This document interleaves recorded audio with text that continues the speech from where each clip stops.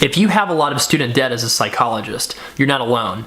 There are maybe 25,000 psychologists in programs right now, and a lot of those are PsyDs. Now, a PhD program also can result in student debt, but not really as much in our experience as a PsyD degree.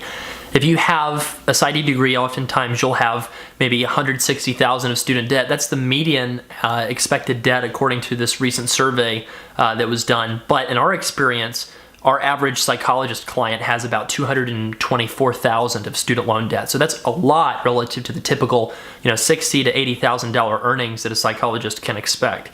Now, what do you do if you have 200-something thousand of debt as a psychologist? You have a couple options. You could go for forgiveness in the private sector and pay your loans on pay-as-you-earn for 20 years and go for a tax bomb. At the end of your loan, you'll have loan repayment, you'll have a tax bomb to pay on that forgiven balance, because the forgiven balance is considered taxable income by the IRS.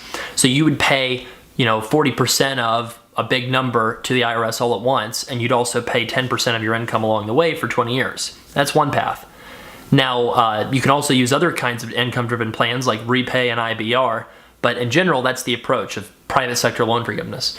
Now, if you work for the state, government perhaps, you could get something called public service loan forgiveness. You could get payments of basically 10% of your income again for 10 years, and then at the end of those 10 years, you have forgiveness tax-free instead of in the private sector, it's considered taxable income. That's really beneficial. Now, to get that, you've got to work full-time for 10 years, and you've got to get payments basically certified with the government using the PSLF certification form. The final option is to just refinance. Now, this might be a great option if you're a psychologist that earns decent money but might only have a small amount of student loan debt that's really manageable. Now, if you refinance big debt with a kind of a modest income, you really need to be careful.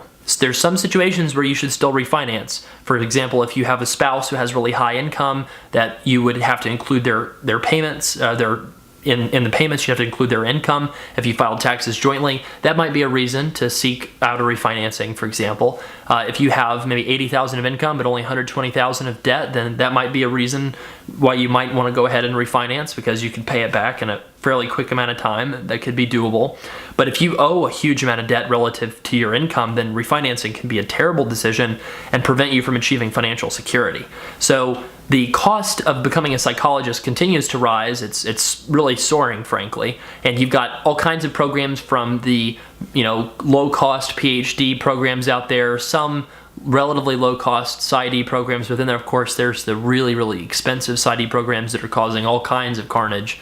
And if you have a lot of student debt from your psychology training, your graduate school, then I would encourage you to reach out to us.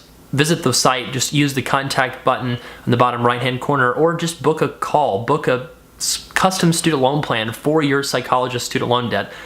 To do that, you just click on the menu bar across the top, click on Hire Us, the Hire Us page, and then you can click on the Schedule a Call button, and then just choose the consultant that fits with the amount of debt that you have. There's no other group in the country that is as good at helping psychologists figure out exactly how to pay back their student debt as we are, because we've helped more psychologists than any other group out there.